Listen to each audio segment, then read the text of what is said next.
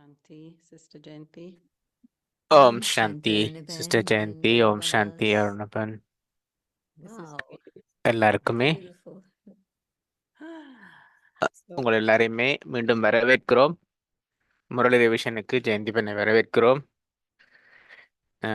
நீங்க இந்த வேலை முழுவதும் சுத்தி கொண்டிருந்தீங்க.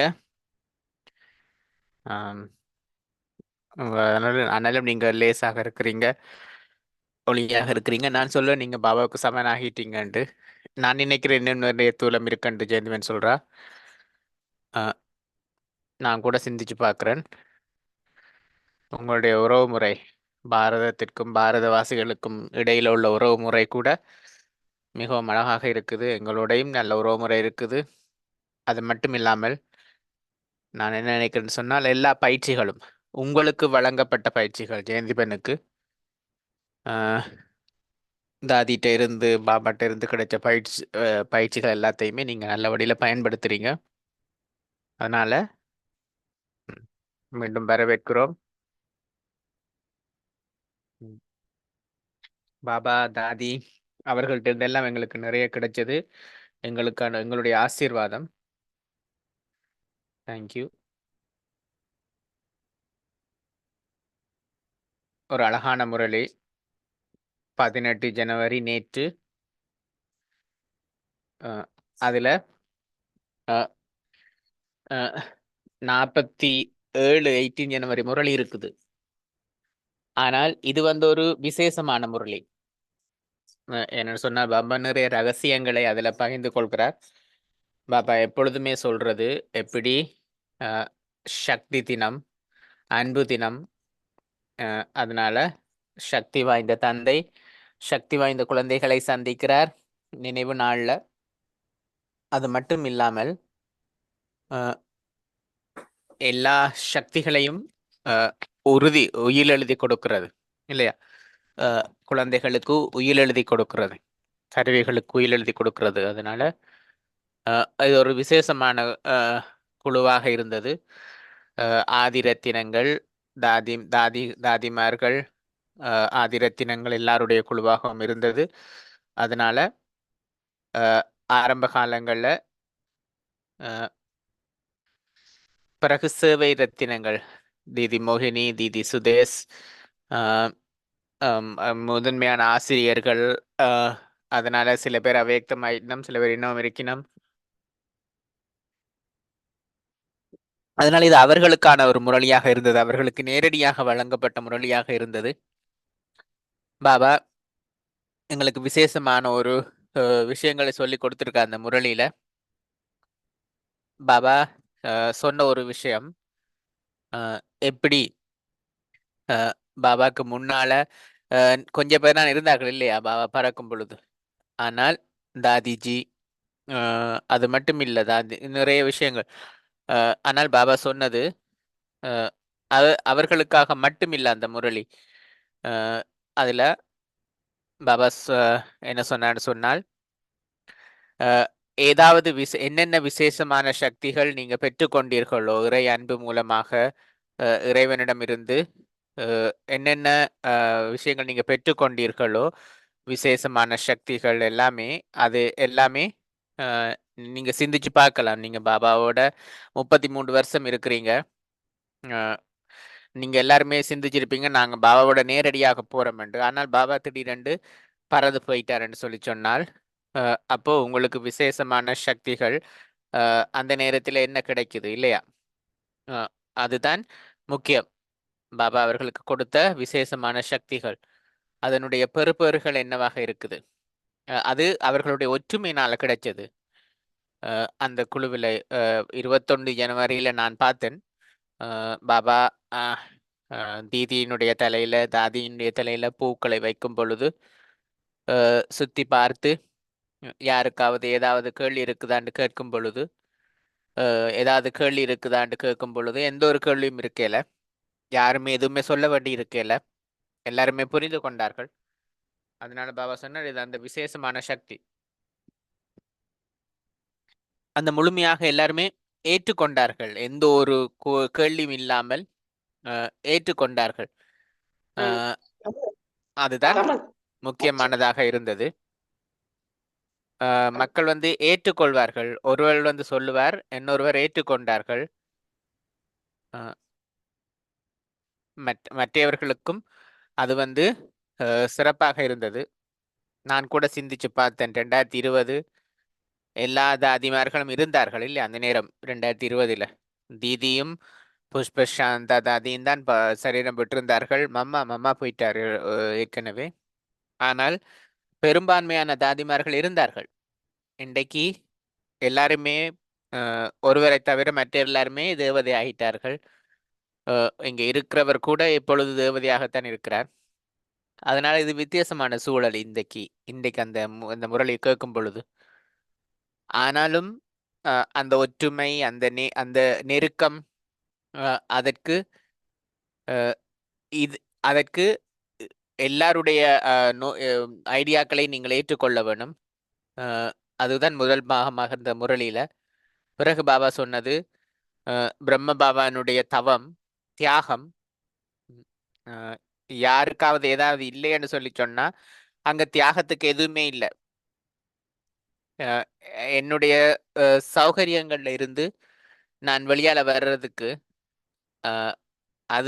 அதுவும் வந்து நாடகம். சில நேரம் சௌகரியங்கள் இருக்கும், திரண்டு இல்லாம போயிருக்குல்ல, அது நாடகம் தான் இல்லையா? அதுக்கு தியாகம் கிடையாது. ஆனால் பிரம்ம பாபாவுக்கு வந்து அவர் தீர்மானிக்கக்கூடியதாக இருந்தது. என்றால் அவருக்கு எந்த ஒரு கட்டாயமோ எதுவுமே இருக்கல. ஆனால் பாபா புரிஞ்சு கொண்டதுனால, தனக்கு சிவபாபாட்ட என்ன கிடைக்குது என்றதை தெரிந்து கொண்டதுனால அவர் வந்து சக்தி வாய்ந்த தியாகத்தை செய்தார். எல்லா வசதிகள் வாய்ப்புகள் தன்னுடைய சரீரத்தில இருந்து, மனதில இருந்து, உறவுமுறைகள்ல இருந்து எல்லாத்தையுமே அவர் வந்து தியாகம் செய்துட்டார். எல்லாத்தையுமே உடனடியாக தியாகம் செய்தார்.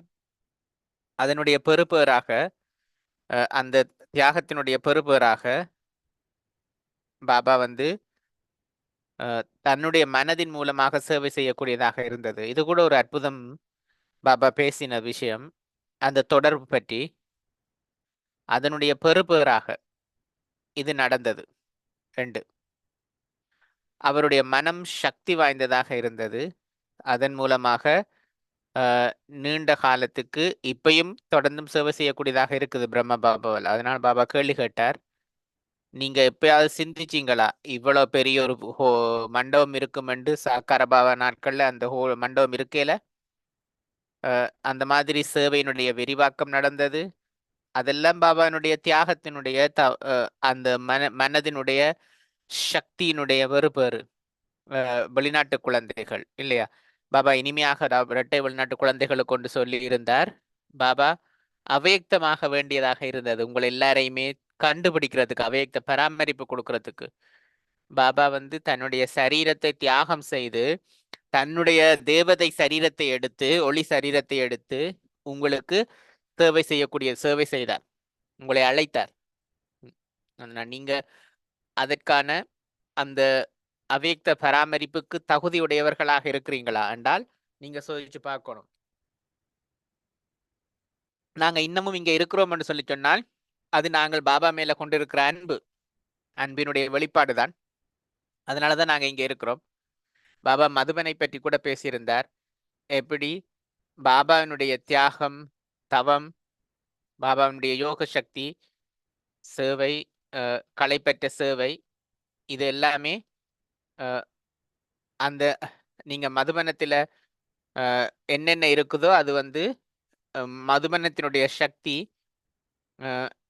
யாராவது பிராமணர் ஆகலை என்றாலும் அவர்கள் அங்க மதுவனத்துக்கு போனால் ஏதோ ஒரு மாற்றத்தை பார்ப்பார்கள் இல்லையா? பிராமணர்களுக்கு வந்து அவர்களுடைய யோகம் வந்து முயற்சியே தேவையில்லாமல் இலகுவான யோகமாக இருக்கும், ஆழமான தபஸ்யா இருக்கும். மதுவனம் சக்தி வாய்ந்தது. பாபாவுடைய தபஸ்யாவினால்தான் அந்த சக்தி உருவாக்கப்பட்டது. பாபா கேட்கிறார், அப்ப நாங்க என்ன செய்ய வேணும்? பாபா எங்களை கேட்கிறார் இல்லையா? நாங்க என்ன செய்ய வேணும்? தபஸ்யா, தியாகம், அதனூடாக சேவை. அதனால உண்மையான தபம் என்றது மனம், புத்தியினூடாக நீங்க வந்து கவனம் செலுத்துறது. நேற்று ஞாயிற்றுக்கிழமையில வகுப்பில் நான் வந்து பகிர்ந்து கொண்டேன். எப்படி நான் தாதிட்ட ஒரு விஷயம் கேட்டேன், நெருக்கத்தை பற்றி, ஒற்றுமையை பற்றி. தாதி வந்து அகநோக்கை பற்றி சொன்னார்கள். அதே போல கவனம் செலுத்துறதை பற்றி சொன்னார்கள். அப்போ நான் சொன்னேன், அஹ், அஹ், தாதி வந்து அஹ், தாதி ஒற்றுமை பற்றி சொல்லும் பொழுது நான் அதை பற்றி தான் பேசுனேன்னு சொன்னார்கள் தாதி. அகநோக்கு, அதுக்கு பிறகு வந்து தனிமை, ஏகாந்தம், பிறகு கவனம் செலுத்துறதன் மூலமாகத்தான் ஒற்றுமை வரும். இது எல்லாமே இயல்பாக ஒன்றன் பின் ஒன்றாக வந்து கொண்டிருக்கும். ஹிந்தியில எல்லா வார்த்தைகளுக்கும் தொடர்பு இருக்குது. அந்தர்முக்தா அகநோக்குடையவராக ஆகிறது.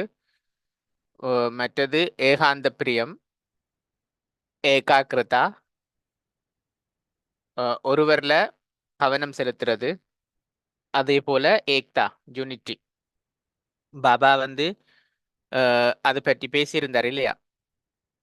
எப்படி அந்த ஒற்றுமை மூலம், அந்த ஒற்றுமையை பற்றி பாபா பேசியிருந்தார். அதனால எங்களுக்கு அந்த நிலை இருக்கும் பொழுது அகநோக்கி இருக்கும் இல்லையா? அகநோக்கி இருக்கும் பொழுது நாங்க வந்து வெளி உலகத்து விஷயங்கள்ல இருந்து கவரப்பட மாட்டோம். இன்றைக்கு சூழ்நிலையில பாக்குறோம் இல்லையா? எல்லாமே பெருசு பெருசாக இருக்குது. எல்லாமே பெரிய மியூசிக், பெரிய இது, பெரிய விஷயங்கள் உங்களை கவரக்கூடியதாக இருக்குது எல்லா நேரமும்.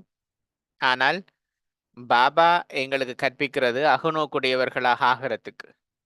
அகநோக்குடையவர்களாக ஆகிறதுக்கு பாபா எங்களுக்கு கற்பிக்கிறார். அதுக்கு பிறகு எந்த அளவுக்கு நான் வந்து அகநோக்கில் இருக்கிறேனோ, தாதிமார்கள் என்றைக்குமே சொன்னதில்லை உங்களுக்கு வந்து உங்களுக்கு வந்து எனக்காக நேரம் வேணும் என்று சொல்லி தாதி சொன்னதில்லை. பாபா வந்து எப்பொழுதுமே என்ன சொல்லிருக்கான்னு சொன்னால், பிரம்ம பாபாவினுடைய கவர்ச்சி எப்பொழுதுமே அவர்களுக்கான நேரம். தாதிமார்கள் எப்பொழுதுமே தங்களுக்கு வந்து தனிப்பட்ட ரீதியில நேரம் எடுத்து கொண்டதில்லை.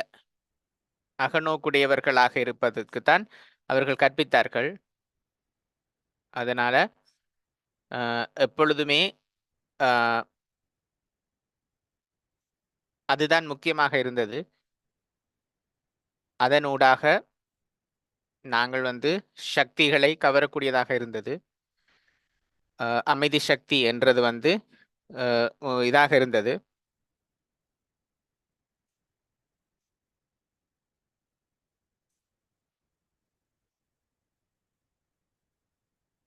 விஞ்ஞான சக்தி என்றது வந்து விஞ்ஞான சக்தி எங்களுக்கு வந்து அந்த நிலையை நாங்கள் அதாவது வந்து ஒருமித்த நிலையை நாங்கள் அடையும் பொழுது, அந்த ஒருமித்த நிலையின் மூலமாகத்தான் அந்த நிலையை அடைய முடியும். அதனால தான் ராஜயோகத்தில் 4 வகை இருக்குது. நீங்கள் வந்து ஆரம்பிக்கிறீங்க, பிறகு மெடிடேஷன் செய்ய ஆரம்பிக்கிறீங்க, பிறகு யோகம், உண்மையான யோகம், முதலாவது மெடிடேஷன், பிறகு புரிந்துணர்வு வருது இல்லையா? பாபா அந்த நிலையை பற்றி எங்களுக்கு பேசி கொண்டிருக்கிறார். அந்த புரிந்துணர்வு, அந்த புரிந்துணர்வு எங்களுக்கு எப்பொழுதுமே இருக்க வேண்டும்.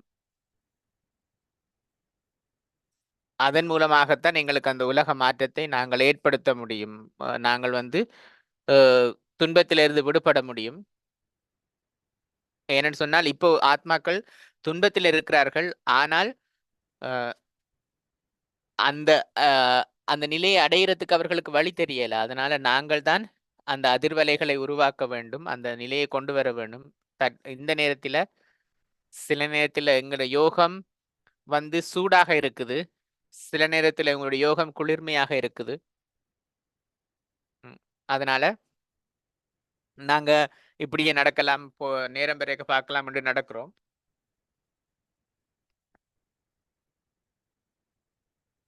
அமைதி சக்தி, அமைதி சக்தி என்றது வந்து எங்களுக்கு மிக மிக முக்கியமானதாக இருக்குது. அதன் மூலமாகத்தான் நாங்கள் முன்னேறக்கூடியதாக இருக்கும். பிறகு பாபா சொன்னது, ஆரம்ப காலங்களில்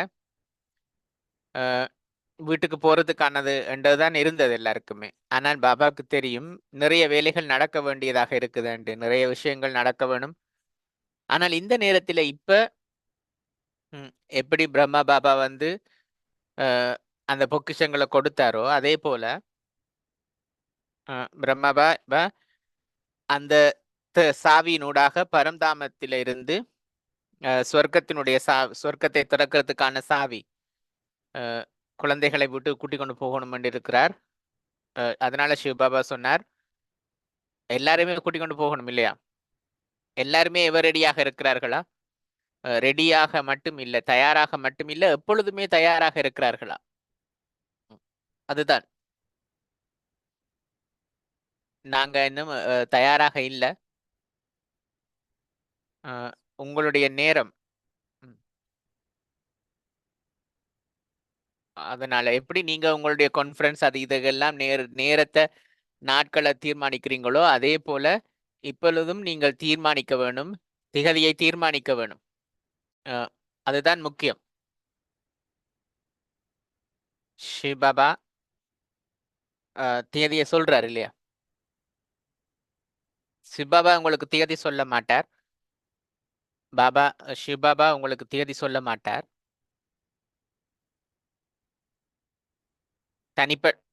தனிப்பட்ட ரீதியில பாபா எப்படி சேவை செய்கிறது என்றதுக்கான வழிகாட்டல் கொடுத்திருந்தார்.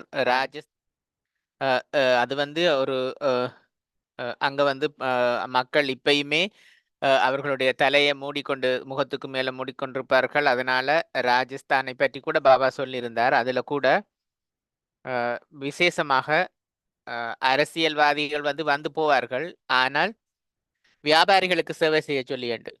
வியாபாரிகளுக்கு சேவை செய்தால் அவர்கள் வந்து அவர்களுடைய குடும்பத்தோட வருவார்கள் இல்லையா? அதன் மூலமாக நீங்கள் வந்து மாற்றத்தை கொண்டு வர முடியும் என்று. இன்னொரு விஷயம் கூட பாபா சொல்லியிருந்தது, நீங்க சேவை செய்கிறீங்க, ஆசீர்வாதங்கள் கிடைக்குது. யாராவது சேவை மறைமுகமாக செய்தாலும் உங்களுக்கு தெரியல, அல்லது நீங்க சேவை செய்றீங்க, இதயபூர்வமாக சேவை செய்றீங்க, அதனால நீங்க இதயபூர்வமாக அந்த சேவையை செய்தனால உங்களுக்கு அவர்களுடைய இதயத்திலிருந்து ஆசீர்வாதங்கள் கிடைத்து கொண்டே இருக்கும். உதாரணமாக மக்களுடைய சேவை, நீங்க கிச்சனுக்கு போனீங்கண்டா தாய்மார்களுடைய பேர் உங்களுக்கு தெரியாது. அந்த சப்பாத்தியை செய்யற தாய்மார்களுடைய பேர் உங்களுக்கு தெரியாது. அவர்கள் மறைமுகமாக செய்கிறார்கள், ஆனால் அவர்கள் இதயபூர்வமாக செய்கிறார்கள். ஆனா நீங்க சாப்பிடுறீங்க, உங்களுக்கு தெரியாது யார் அந்த சப்பாத்தி செய்ததுண்டு. அதனால யாருக்கு நன்றி சொல்றன்னு தெரியாது. ஆனாலும் நீங்க கொடுக்குற அந்த ஆசீர்வாதம் அவர்களுக்கு போய் சேரும். அதனால கவலைப்படாதீர்கள். உங்களுடைய பேர் சொல்லப்படையில, தேங்க்யூ நன்றி சொல்லப்படையில என்றாலும் அது பரவாயில்லை. ஏனென்று சொன்னால் நாடகத்திற்கு தனிப்பட்ட பாகம் இருக்குது. அது உங்களுக்கு அந்த ஆசீர்வாதத்தை கொண்டு வந்து சேர்க்கும். அது உங்களுக்கு அந்த ஆசீர்வாதங்களை கொண்டு வந்து சேர்க்கும். அதனால பாபா இன்னொரு விஷயம் கூட சொல்லியிருந்தார் சேவைக்கு பற்றி. ஆசீர்வாதங்களை கொடுத்து கொண்டே இருங்கள், ஆசீர்வாதங்களை பெற்றுக்கொண்டே இருங்கள். ஆசீர்வாதங்கள் வழங்குறதுக்கு மற்றவர்கள் வந்து சொல்றதுக்காக காத்திருக்காதீர்கள். நீங்கள் முன்னுக்கு வந்து அந்த ஆசீர்வாதத்தை கொடுத்து கொண்டே இருங்கள். அதுதான் உங்களுக்கு வந்து உங்களுக்கு ஆசீர்வாதத்தை பெற்றுத்தரும். அது உங்களால பார்க்கக்கூடியதாக இல்லை என்றாலும், நான் ஆசீர்வாதத்தை கொடுக்கிறேன் என்று சொன்னால் என்னுடைய இதயம் வந்து மகிழ்ச்சியாக இருக்கும், இலகுவாக இருக்கும். ஏனென்று சொன்னால் நான் என்ன செய்யணுமோ அதை செய்துட்டேன். நான் ஆசீர்வாதம் கொடுக்க வேணும், கொடுத்துட்டேன். அதை நான் செய்துட்டேன்னு சொன்னால் நான் லேசாக இருப்பேன், என்னுடைய இதயத்துல மகிழ்ச்சி இருக்கும். அதனால ஆசீர்வாதங்கள், அதற்கான ஆசீர்வாதங்கள் கிடைத்து கொண்டே இருக்கும். பிறகு பாபா மற்றது வந்து யாத்திரைகள்ல சேவை செய்யறதை பற்றி கூட சொல்லியிருந்தேன். நீங்க நல்ல சேவை செய்யறீங்க பாபா. நீங்க அந்த மாதிரி யாத்திரை ஸ்தலங்கள்ல சேவை செய்யும் பொழுது அந்த நேரத்துல நிறைய உதவிகள் எல்லாமே தேவைப்படுது இல்லையா? நீங்க அவர்களுக்கு வந்து உதவி செய்யுங்கள் என்று. பிறகு மொரிஷியஸுக்கு வந்து ஒரு அவார்ட் கிடைச்சிருந்தது. ம். அஹ், அஹ், அந்த நேரத்துல அந்த 80களிலும் பிறகு அஹ், அஹ், 2000 2000லேருந்து 2020லையும் பாபா அதை பற்றி ஒரு விஷயம் பேசியிருந்தார். ஆனால் அந்த நேரங்கள்ல நீங்க வெளியால போகவே முடியாது. என்னன்னு சொன்னால் உங்களுக்கு வந்து நிறைய யுத்தங்கள், நிறைய அஹ், விஷயங்கள், நிறைய உள்நாட்டு போர்கள் இருந்தது. அதனால பிரம்மகுமாரிகள் அஹ், அப்போ ஆனால் அரசியல் நிலைமைகளுக்குள்ள நாங்க போகல. ஆனால் மக்கள் சென்றுக்கு வருவார்கள். அவர்கள் வந்து அந்த அமைதியை அனுபவம் செய்யக்கூடியதாக இருந்தார்கள். அஹ், ஆம், ஆனால் சென்றுக்கு வெளியால வந்து யுத்தம் நடந்து கொண்டே இருந்தாலும் ஆனாலும் மொரிஷியஸ்ல முதல் சென்டர் அந்த சென்டருக்கு வர்றவர்கள் அமைதியை அனுபவம் செய்யக்கூடியதாக இருந்தது. பாபாவினுடைய வீடு எல்லாருக்குமே அமைதி கொடுக்கிற வீடாக இருந்தது. அந்த பக்கத்துக்கோ இந்த பக்கத்துக்கோ இல்லாமல் நடுநிலையாக இருந்தது. நடுநிலையில இருந்தது. அதனால பாபா வந்து விஐபிகளுக்கு மொரிஷியஸ்ல வந்து சேவை செய்ததை பற்றி எல்லாமே சொல்லியிருந்தார். அவர்களுடைய யோக சக்தியினூடாக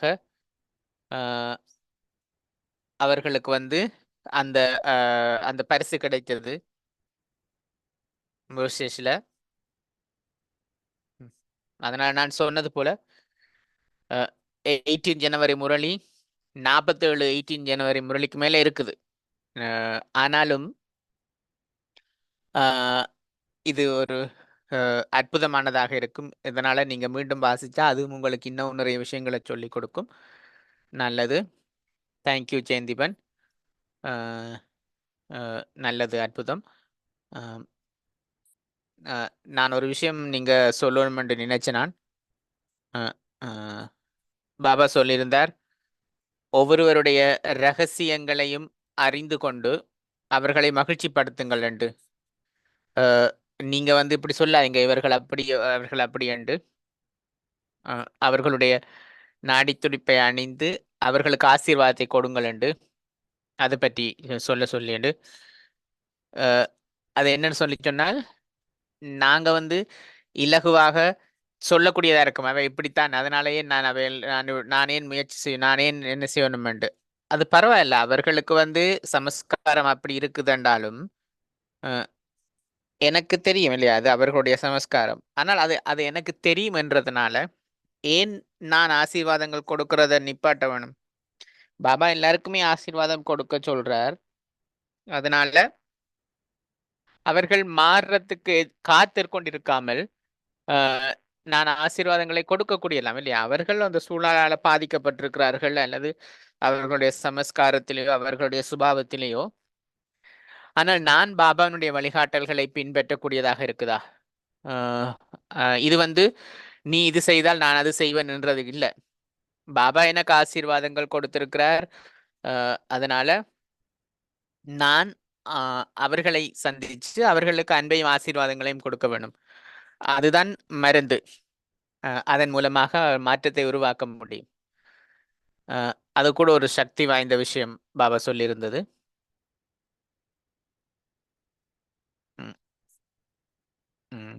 அப்போ நிறைய விஷயங்களை நாங்கள் வந்து காத்து கொண்டிருக்கிறோம் மற்றவர்கள் மாறுறதுக்காக. அதை நீங்கள் வந்து அப்படி காத்து கொண்டிருக்கல. அதை நான் என்ன நினைக்கிறேன்னு சொன்னா, எனக்கு கூட ஞாபகம் இருக்குது. நான் சதோப்பிரதான் ஆகணும் என்று நினைத்தால், நான் வந்து முழுமையாக சம்பூர்ணமாக வேணும் என்றிருந்தால், நான் மற்றவர்களுக்காக காத்து கொண்டிருக்க முடியாது. மற்றவர்களுக்கு பிறகுதான் என்னுடைய ஆசீர்வாதம், என்னுடைய விஷயங்கள் கிடைக்கும் என்று நாங்கள் காத்து கொண்டிருக்க முடியாது. என்ன சொன்னால் எனக்கு நேரம் இல்லை இல்லையா? நீங்க வந்து ஓட்ட போட்டியில் ஓடிக்கொண்டிருக்கிறீங்கண்டா, இடையில நின்றீங்கண்டா, மற்றவர்களை திரும்பி திரும்பி பார்த்தீங்கண்டா, நிறைய பேர் உங்களை தாண்டி போயிடுவார்கள். நான் என்னுடைய இலக்கை அடைய வேணும் என்று சொன்னால் நான் இங்க அங்கன்னு பார்த்து கொண்டிருக்க முடியாது. நான் வந்து ஓடிக்கொண்டே இருக்க வேண்டியதான். பக்க காட்சிகளை பார்க்க முடியாது. என்று சொன்னால் குதிரைகள் பார்த்தீங்கண்டா குதிரைகளுக்கு வந்து கடிவாளம் போட்டிருக்குது. அந்த அதனால அது இங்க அங்க பார்க்காது. அது அது அவர்களுக்கு நேரா பார்த்து கொண்டு ஓடுறதுக்காக.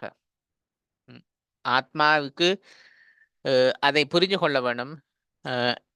எல்லாருடைய பாகவுமே நாடகத்தில வித்தியாசமானது. நான் வந்து எனக்கு மட்டும்தான் பொறுப்பு. அதனால நான் வந்து பாபாட்ட சொல்ல முடியாது. பாபா அவர்கள் இது செய்தரா நான் இது செய்தேன் என்று சொல்ல முடியாது. அது சாத்தியமே இல்லை. அது அங்க வந்து உங்களுக்கு எந்த ஒரு சாக்கு போக்குமே வேலை செய்யாது. நான் என்னத்துக்கு பொறுப்பாக இருக்கிறேனோ அதை நான் செய்ய வேண்டியதுதான்.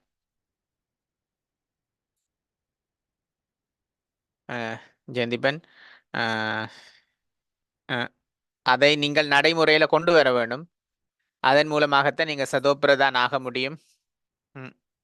அடுத்த கேள்விக்கு போகலாம். பாபா சொன்னது ஒற்றுமையை பற்றி. ஒருவர் சொல்றார், மற்றவர்கள் ஏற்றுக்கொள்கிறோம். ஆனால் அவர்கள் வந்து அவர்கள் ஒரே நிலையில உள்ள ஆத்மாக்களாக இருந்தார்கள் இல்லையா? ஜெயந்திபன் என்ன சொல்றான்னு சொன்னா, இல்ல இல்ல நான் வந்து இடையில உங்களை தடுக்க விரும்புறேன். அந்த 400 பேர் சரணடைந்தார்கள்ல, எவ்வளவு பேர் வந்து அந்த உயர்ந்த நிலையில் இருக்கிறார்கள்? 25-30 பேர் தான் இல்லையா? நாங்க பேர் கூட எண்ணி பார்க்கலாம். 400 பேர்ல ஒரு 25-30 பேர் தான் அந்த உயர்ந்த நிலையில் இருந்தார்கள். அதனால வரிசை கிரமம் இருக்குது. அவர்களுடைய ஸ்திதிக்கு ஏற்றால் போல வரிசை கிரமம் இருக்குது. ஆனாலும் 60 குமாரிகள் குஞ்சிபாவன்ல வாழ்ந்தவர்கள் முதல் தரம், 2ஆம் தரம், 3ஆம் தரம் என்று இருக்குது. ஆனாலும் அவர்கள் எல்லாமே ஒருங்கிணைந்தார்கள். சமையல்ல அந்த வேலை இந்த வேலை என்று எல்லாருமே ஒற்றுமையாகத்தான் இயங்கினார்கள் இல்லையா?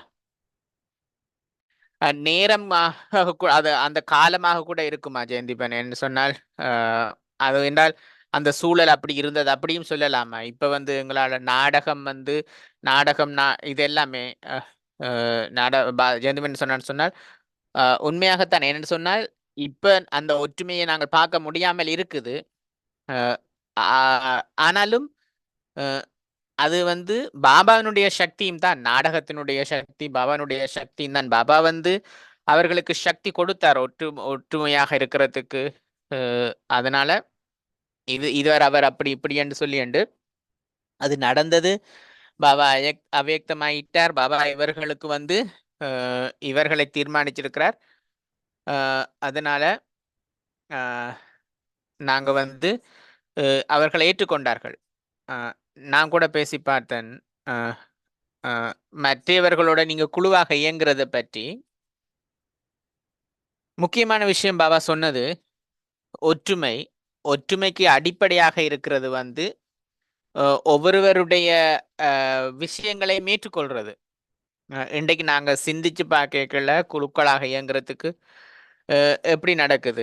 மற்றவர்கள் ஒரு ஆள் சொல்றது ஒரு ஆள் கேட்கறதே இல்லை இல்லையா? அதுதான் இங்க முக்கியமாக இருக்குது.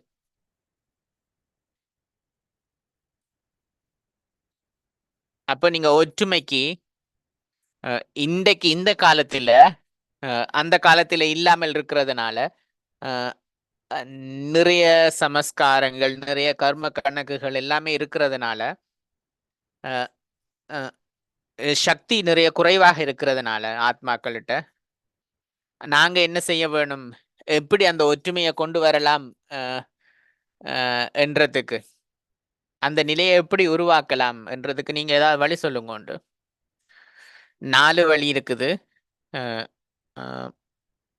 அகநோக்கு, நான் வந்து இன்னமும் குழப்பத்துக்குள்ளாகிறேனா என்றது. இவர் அப்படி செய்தார், இவர் அப்படி செய்தார் என்று அதனால குழப்பத்துக்குள்ளாக கூடாது. உண்டு எனக்குள்ள குழப்பம் இருக்கக்கூடாது. அகநோக்கில் இருக்க வேணும், அமைதியாக இருக்க வேணும், பாபாவோட இருக்க வேணும். நானும் பாபா மட்டும்தான். 2வது வந்து ஏகாந்தத்துக்கு விருப்பம் இருக்க வேணும். அதற்கு பிறகு ஒருமைப்பாடு. என்னுடைய மனம் புத்தி ரெண்டுமே அஹ், ஒருமைப்பட்டு இருக்க வேணும். எண்ணங்கள், உணர்வுகள் எல்லாமே ஒரே ஒருவரோட மூழ்கி இருக்க வேணும். அஹ், அதனால ஏதாவது ஒரு வயர்ல லூஸ் இருந்தால் ஃபுல்லாக வந்து சார்ஜ் ஆகாது இல்லையா? அஹ், அதனால நாங்க வந்து அதை நாங்க மெடிடேஷன் செய்கிறோம். 10 வருஷம், 30 வருஷம், 40 வருஷம் மெடிடேஷன் செய்றீங்க. ஆனாலும் எங்களுடைய சமஸ்காரம் மாறாததுக்கு காரணம் என்னன்னு சொன்னால், எங்களுக்கு அந்த ஒருமுகப்படுத்துற சக்தி இல்ல. மற்றவர்கள் என்ன செய்கிறார்கள் என்றது இல்ல. என்னுடைய சுக என்னுடைய முயற்சி, என்னுடைய அன்பு, என்னுடைய புரிந்துணர்வு, இது எல்லாத்துக்கும் நான் வந்து கவனம் செலுத்த வேணும் இல்லையா? அந்த கவனம் செலுத்துற நிலையில குறைபாடு இருக்குது. கவனம் ஒருமுகப்பட்டு இருக்கும் பொழுதுதான் எனக்கு ஆசீர்வாதமும் சக்தியும் கிடைக்கும். அதன் மூலமாகத்தான் அந்த ஒற்றுமை உருவாகும். அதனால ஒற்றுமை வந்து நீங்க வந்து சும்மா தண்ணியை போட்டு அடிக்கிறதுனால மாதிரி அந்த மாதிரி இலகுவாக வராது. அது அது ஒவ்வொரு தனிப்பட்ட நபருடைய முயற்சியிலையும் இருக்குது. யார் அந்த முயற்சியை செய்கிறார்களோ, ஆழமான முயற்சியை செய்கிறார்களோ, அவர்களுக்கு அதன் மூலமாகத்தான் அதை நீங்கள் உருவாக்க முடியும். அந்த ஒற்றுமையை உருவாக்க முடியும்.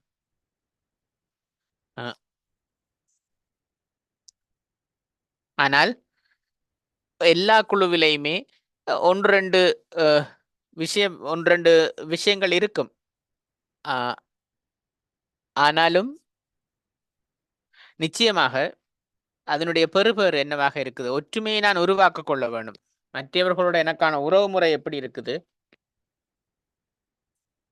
நான் எப்படி என்ன பார்க்கிறேன்? நான் எப்படி மற்றவர்களை பார்க்கிறேன்? நான் திருப்தியாக இருக்கிறேன்னா? எனக்கான நடத்தை திருப்தி நிறைந்ததாக இருக்குதா மற்றவர்களோட? எனக்கு வேற ஒரு வாழ்க்கை வேண்டாம் இல்லையா? இந்த ஒரு வாழ்க்கை தான் எனக்கு வேண்டும். நான் இறைவனுக்கு என்னை சமர்ப்பிச்சிருக்கிறேன் என்று சொன்னால் அந்த மகிழ்ச்சி.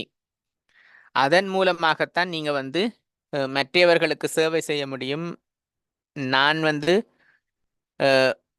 அந்த நிலையை உருவாக்க வேண்டும். லௌகிகமோ இருந்தாலும் சரி, அலௌகிகமாக இருக்கலாம், வேலையில இருப்பவர்களாக இருக்கலாம், யாராக இருந்தாலும் நான் வந்து உள்ள திருப்தியாக இருக்கும் பொழுது தான் அந்த நிலையை உருவாக்க முடியும். நான் கருவியாக இருக்கிற அந்த விழிப்புணர்வு இருக்க வேண்டும். நான் இறைவனுடைய கருவியாக இருக்கிறேன் என்ற அந்த விழிப்புணர்வு இருக்க வேணும். அதன் மூலமாகத்தான் அந்த பணிவை கொண்டு நான் வந்து அந்த நிலையை உருவாக்க முடியும். பாபா சொல்ற இந்த விஷயங்கள் எல்லாமே முக்கியமானது.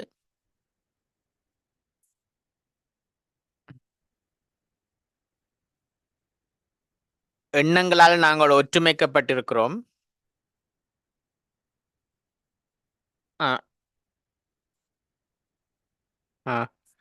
நாங்கள் எல்லாருமே ஒரே ஒரே அதுதான் முக்கியம். நாடகம் அதுக்காகத்தான் காத்து கொண்டிருக்குது. நான் ஆத்மா, நான் இறைவனுடைய குழந்தை என்ற அந்த அந்த மாதிரி எண்ணம் கிடையாது.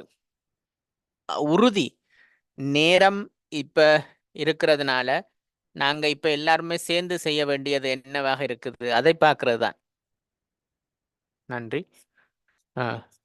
இன்னொரு கேள்வி கூட இருக்குது அமைதி பற்றி.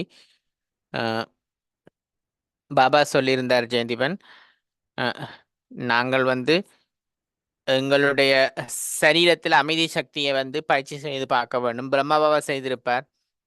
அப்ப அந்த பயிற்சி பற்றி எண்ணத்தில் அமைதி எப்படி அதை நாங்க மனதில அதாவது உடல்ல வந்து அந்த அமைதி சக்தியை பரீட்சித்து பார்க்கறது.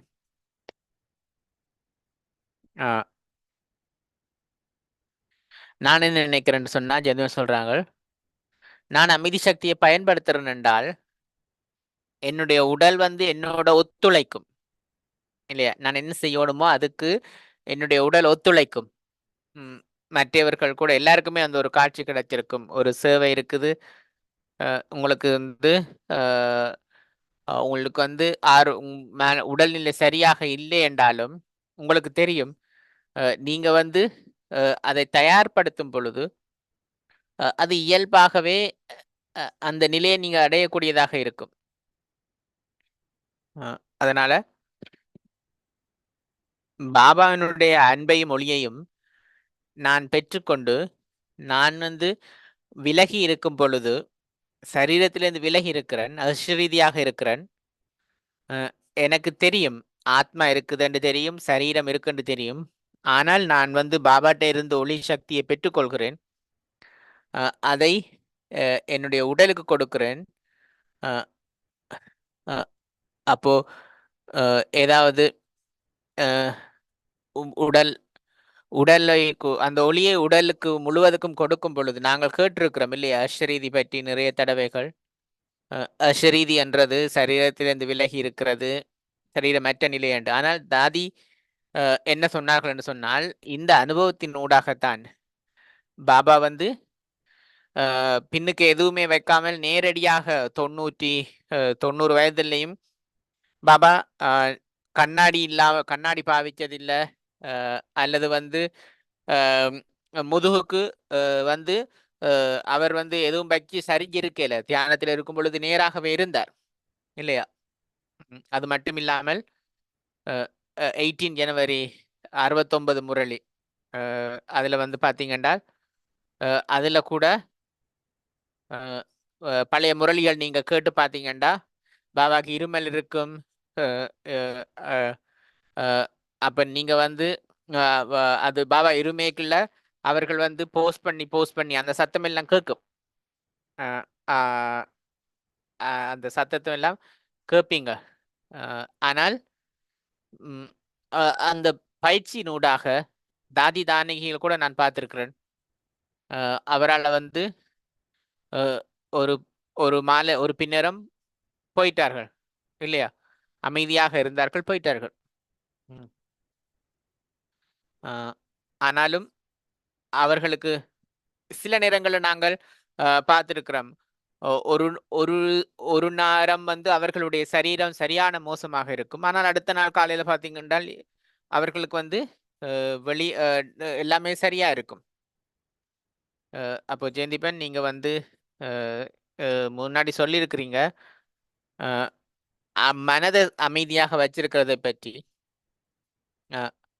நான் கூட பார்க்குறேன், நாங்கள் சேவை செய்கிறோம், நிறைய விஷயங்கள்ல சேவை செய்கிறோம், வேலைக்கு போகிறோம், ரிட்ரீட் நடந்து கொண்டிருக்குது இங்க.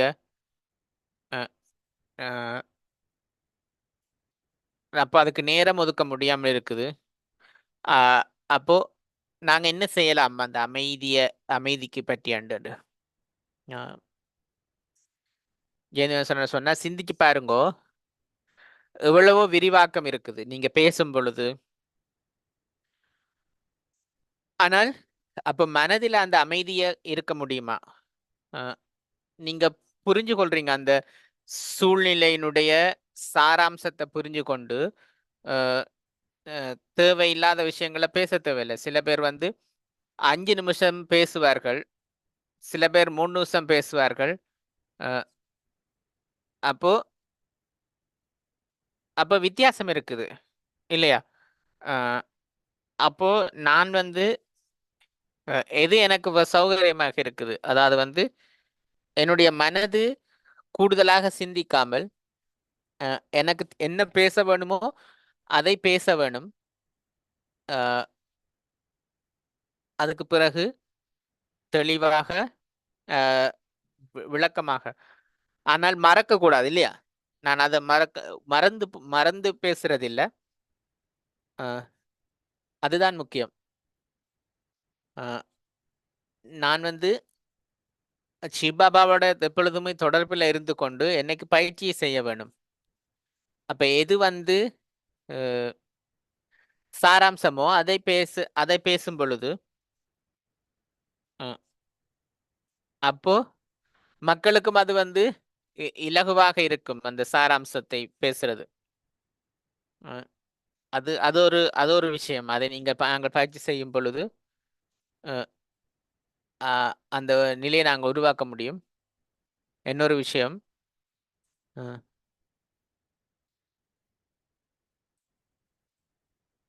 நிறைய விஷயங்கள் நாங்க சொல்ல தேவையில்லை.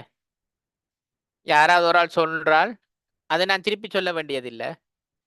அப்ப இது எல்லாமே நாங்க வந்து எங்களுடைய சக்திகளை சேமித்துக் கொள்ளலாம். என்னுடைய மனதில அல்லது என்னுடைய வார்த்தைகளுக்கு என்னுடைய செயல்களுக்கு அதில் சுருக்கிக் கொள்ளலாம் இல்லையா? நான் என்ன செய்யணுமோ அதை சரியாக செய்து முடிக்கல. அப்ப வந்து அங்கேயும் அமைதி சக்தி இருக்கு. ஜெயந்தீபன், நான் கூட பார்த்துருக்குறேன். நீங்க நீங்க நிறைய செய்றீங்க. ஆனாலும் அப்போ உங்கள்ட்ட கூட நாங்க நிறைய விஷயங்களை கற்றுக்கொள்கிறோம். தாதிமார்கள் அவர்களுக்குள்ள என்ன மாதிரி ஒரு உணர்வு இருந்தது? சில விஷயங்களுடைய சில பேருடைய பலகீனங்கள், சிலருடைய சூழ்நிலைகள் இருக்கும் பொழுது அதை தங்களுக்குள்ள பகிர்ந்து கொண்டார்களா? அல்லது அல்லது ஏதாவது இருக்குதா? ஜெயதீவன் சொன்ன எனக்கு ஞாபகம் இருக்கு. ஒரு இதுல இருந்து வரும் பொழுது நிறைய விஷயங்கள் நடந்திருந்தது. நான் நினைத்தேன்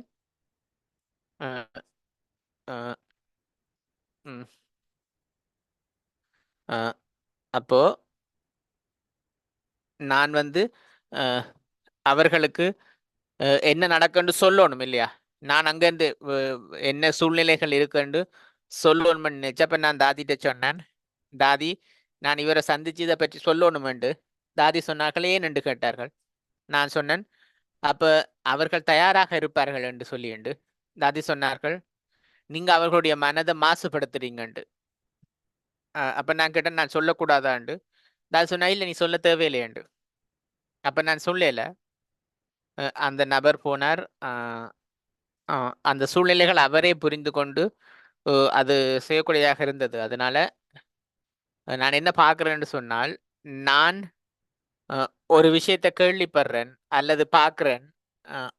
ஆனால் மற்றவர்களுக்கு நான் இது நீங்க இப்படி இருக்கணும், அப்படி இருக்கணும், இவர் இப்படி அது அப்படின்னு சொல்ல வேண்டிய அவசியம் இல்லை இல்லையா? அவர்களுக்கான புரிந்துணர்வு இருக்கும், என்ன செய்யணும் அவர்களுக்கு தெரியும். அதனால நீங்க சொல்ல வேண்டியதில்லை எதை பற்றியுமே. சூழ்நிலைகள் இருக்குது. இப்ப உங்களுக்கு முன்னுக்கு சூழ்நிலைகள் இருக்கண்டா, நானும் நீங்களும் ஒன்றாக சேர்ந்து வேலை செய்யணும் என்றால் அப்ப நான் பகிர்ந்து கொள்ள வேண்டும். சில விஷயங்களை பகிர்ந்து கொள்ளலாம். ஆனால் நீங்க வந்து அதனுடைய விளக்கத்துக்கு விவரத்துக்கு போக வேண்டியதில்லை. இன்னொருக்கள் இருக்கு ஜெயந்திபன். உடல் பலகீனமாக இருக்கும் பொழுது ஒற்றுமையாக இருக்க முடியாமல் அல்லது பாபாவோட சேர்ந்து இருக்க முடியலை என்று சொன்னால் அந்த நேரத்தில் நீங்க என்ன செய்யலாம்னு சொல்றீங்க? ஜெயந்திபன் சொன்னா, ஆனால் அதுதான் பயிற்சிக்கான நேரம். என்னன்னு சொன்னால் மக்கள் உங்களுக்கு மக்களுக்கு தெரியும் இல்லையா? நீங்க உங்களுக்கு உடல்நிலை சரியில்லை என்றால் அப்போ உங்கள்ட்ட அவர்கள் எதுவுமே கேட்க போறதில்லை. அந்த நேரத்துல கஷ்டமான சூழ்நிலைகள் இருந்தாலும் அந்த நேரத்துல நீங்கள் அதை பயிற்சி செய்ய முடியும். கொஞ்ச நேரமோ கவனம் செலுத்தலாம். அதனால நீங்க வந்து கொஞ்சம் கஷ்டமாக இருந்தாலும் திரும்ப திரும்ப முயற்சி செய்து அந்த பயிற்சியை கொண்டு வர முடியும். நான் வந்து அந்த அதை வந்து பயிற்சி செய்யலாம். ஏனென்று சொன்னால் அதுதான் சூழ்நிலைகள். எனக்கு எதிர்காலத்தை பற்றி தெரியாது இல்லையா? என்னென்ன விஷயங்கள் நடக்க போகுது, நாங்கள் எங்க இருப்போம், அதெல்லாமே தெரியாது. நாங்கள் வந்து எங்களை அதனால கஷ்டமான சூழ்நிலைகள் இருக்கும் பொழுது நான் என்னுடைய மனதை வந்து கொண்டு வர வேண்டும். நான் வந்து பயிற்சி செய்ய வேண்டும். எனக்கு வந்து அந்த பயிற்சி முக்கியம். நல்லது. ஒரு முரளியில கிட்டடியில அவ்யக்த முரளியில பாபா வந்து கவலை இனம் சோம்பேறித்தனம் பற்றி பேசியிருந்தார். அப்போ அதை வெற்றி கொள்றதுக்கு என்ன செய்யலாம்? நீங்க புரிஞ்சு கொள்ள வேண்டியது நேரம் எவ்வளவு முக்கியமானதுன்றது தான், வேற எதுவும் இல்லை. நேரம் எவ்வளவு முக்கியமானது, இந்த நேரம் எவ்வளவு முக்கியமானது என்றதை நீங்க புரிஞ்சு கொண்டாலே அது வந்து சரியாக இருக்கும்.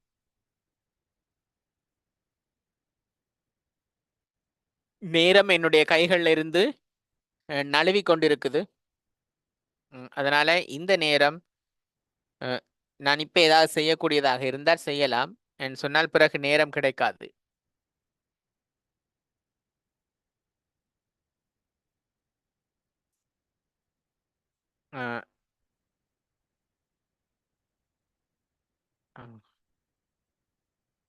ஜெயந்திபன், நீங்க 3 விஷயம் ஏதோ சொல்லியிருந்தீங்க அந்த கோல்டன் குரூப் பற்றி, அதை பற்றி என்றுட்டு. ஜெயந்திபன் என்ன சொன்னான்னு சொன்னா, நான் மதுபனுக்கு அக்டோபர்ல போகும் பொழுது 67ல நான் மதுபனுக்கு 68 அக்டோபர் நான் பூனேல இருந்து மதுவனத்துக்கு போகும் பொழுது ஒரு சூட் கேஸ்ல வெள்ளை உடுப்புகளோட பாபாட்ட போய் சொன்னேன், பாபா நான் ரெடி, நான் தயாராக்கிறேன், நீங்க என்ன எங்கேயும் அனுப்புங்க உண்டு. தாதி என்னோட வர முடியல, அவர்கள் உடல்நிலை சரியில்லை. அப்போ நல்ல இரவாயிட்டுது. நான் சென்ட்ரல்ல தங்கிட்டு பாபு தாதி வந்து பிஸியாக இருந்தார்கள், படுத்திருந்தார்கள் என்று சொன்னால் அவர்களுக்கு அந்த நேரம் சரியான உடல்நிலை சரியில்லாமல் இருந்தது. அப்ப நான் போக சொன்னார்கள், இந்த 3 விஷயம் நீ ஞாபகம் வச்சிருக்கணும் என்று. ஒன்று, உன்னால முடியாது என்று சொல்லி நினைச்ச ஏதாவது சேவை என்று சொல்லி சொன்னால், ஆனா நீ இல்லை என்று சொல்லாத, ஓம் என்று சொல்லு, அதன் மூலமாக நீ கற்றுக்கொள்ளுவாய் என்று. இல்லை என்று சொன்னால் நீ கற்றுக்கொள்ள மாட்டாய் இல்லையா? அதனால ஓம் என்று சொல்லு, அதன் மூலமாக நீ கற்றுக்கொள்ளுவாய் என்று. யாராவது ஏதாவது செய்ய சொல்லியக்குள்ள உன்னுடைய தரத்துக்கு குறைவாக இருக்கின்றாலும் என்றாலும் அப்பை நீ ஓம் என்று சொல்லு. ஏனென்று சொன்னால் அதுக்கும் ஒரு காரணம் இருக்கும். உன்னுடைய தரத்துக்கு குறைவான சேவை உனக்கு வருது என்றாலும் அதுக்கு நீ ஓம் என்று சொல்லு. என்று சொன்னால் இல்லை என்று சொல்லி சொன்னால் பிறகு உனக்கு வாய்ப்புகள் கிடைக்காது. அதனால உன்னுடைய தரத்துக்கு கூடிய சேவை என்றாலும் ஓம் என்று சொல்லு, உன்னுடைய தரத்துக்கு குறைவான சேவை கிடைச்சாலும் அதுக்கு நீ ஓம் என்று சொல்லி என்று. 2வது விஷயம், கோல்டன் குரூப். தாதி என்ன சொன்னான்னு சொன்னால், ஆரம்ப காலங்களில் கராச்சியில் ஒரு சின்ன குழு இருந்தது. பாபாவை மம்மாவை குறை சொல்ற குழு. எங்களுக்கு சக்தி கிடைக்க வேணும், எங்களுக்கு பாகம் கிடைக்க வேணும், நாங்கள் இது செய்யணும் அது செய்யணும் என்று குறை செய்கிற ஒரு குழு இருந்தது. முறைப்பாடு செய்கிறது, யக்கியத்தை பற்றி வந்து புரளி பேசுகிற குழு இருந்தது. அதனால அந்த மாதிரி இருந்தவர்கள் யக்கியத்தை விட்டுட்டு போயிட்டார்கள் பிறகு. அதனால தாதி சொன்னார், நீ அந்த குழுவுக்குள்ள போகக்கூடாது, முறைப்பாடு செய்கிற அந்த மாதிரி அது ஒரு கோல்டன் குரூப் தாதி சொன்னார்கள், அதில் நீ போகக்கூடாதுன்ட்டு. 3வது தாதி எனக்கு சொன்னது, நேரத்தை வீணாக்காத, உன்னுடைய நேரத்தை நீ வந்து சரியான முறையில் பயன்படுத்த வேணும்ன்ட்டு. இந்த 3 பாடங்கள் எனக்கு தாதி சொல்லி எனக்கு அனுப்பினார்கள். அது என்னோட இப்பயும் இருக்குது. அதுதான் எனக்கு நிறைய உதவி செய்யுது.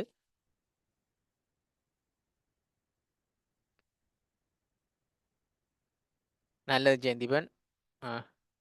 இன்னொரு கேள்வி இருக்குது. பாபா சொல்லியிருந்தார், புலனங்கங்களுடைய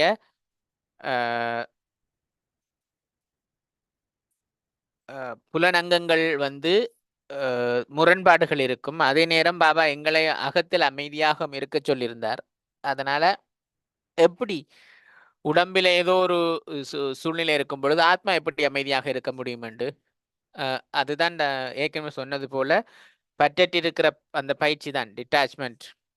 எந்த அளவுக்கு நீங்கள் வந்து பற்றற்றவர்களாக இருக்கிறீங்களோ, அதை பயிற்சி செய்கிறீங்களோ, அதுதான்.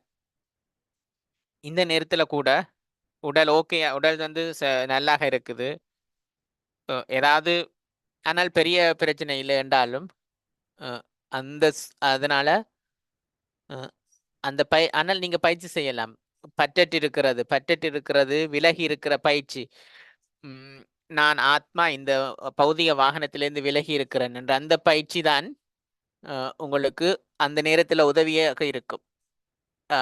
உங்களுக்கு வந்து அந்த பயிற்சி உங்களுக்கு வந்து அ அ என்னை சுத்தி இயற்கை அழிவுகள், சூழ்நிலைகள் எல்லாம் இருக்கும் பொழுது கூட, அதுதான் எனக்கு உதவியாக இருக்கும். நாங்க பார்க்கிறோம் இல்லையா? அ நிறைய இயற்கை அ குழப்பங்கள் எல்லாமே இருக்குது. அ அ அதனால இந்த ஹீட் வேவ் இந்தியாவில அ அ வெப்பநிலைகள் வந்து 40, 50 டிகிரி இருக்குது. இன்னும் வந்து கூட போகுது. 50 வரைக்கும் வரப்போகுதுண்டு. அப்போ அந்த ஹீட் வேவ்ல வந்து அ அ ஒவ்வொரு அதனால ஒவ்வொரு வருஷமும் அது வருது. அது ஏசியா மட்டும் இல்ல, யூரோப்பில கூட. அ அதனால இங்க கூட அ சூழ்நிலைகள் அப்படித்தான் இருக்குது இல்லையா? அதனால எங்களுக்கு தெரியும். அ அதனால அந்த பற்றற்ற நிலை தான் முக்கியம். அ என்னுடைய மனதை, அ என்னுடைய உடலை எல்லாத்தையுமே நாங்கள் வந்து நல்ல நிலையில வச்சிருக்கிறதுக்கு. அதனால பாபா எங்களுக்கு என்ன சொல்கிறாரோ அதை நாங்கள் பயிற்சி செய்ய வேண்டும்.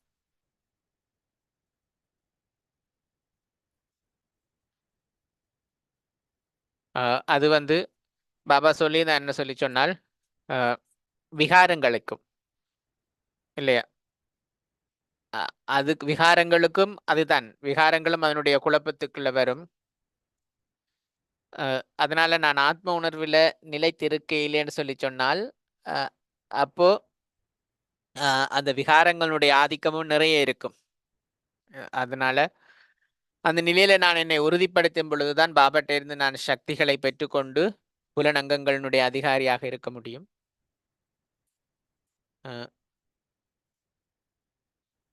அ விபாசனா மெடிடேஷன் அது பற்றி அ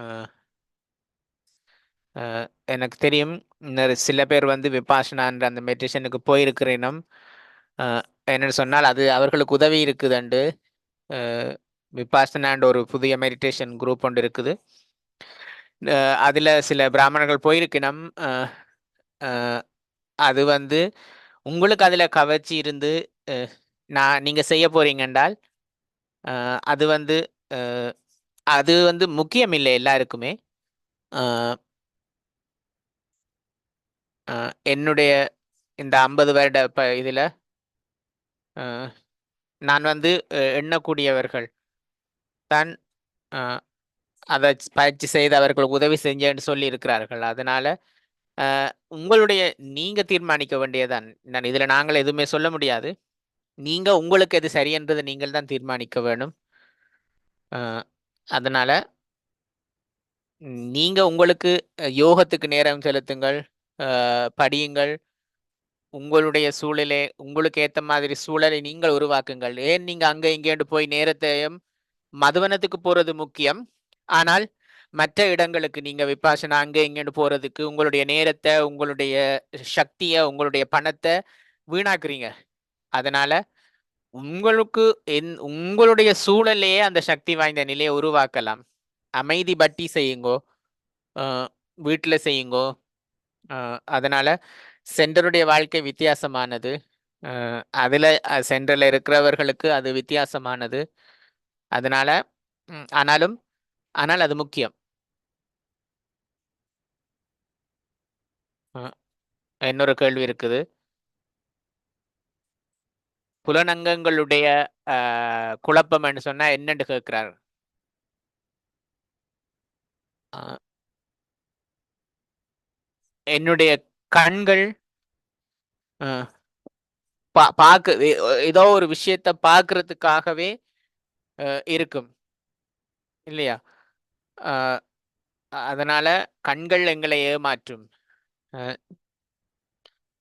அ அதேபோல காதுகள், ஓ சாப்பாடு. நான் வந்து முழுமையாக இருப்பேன்.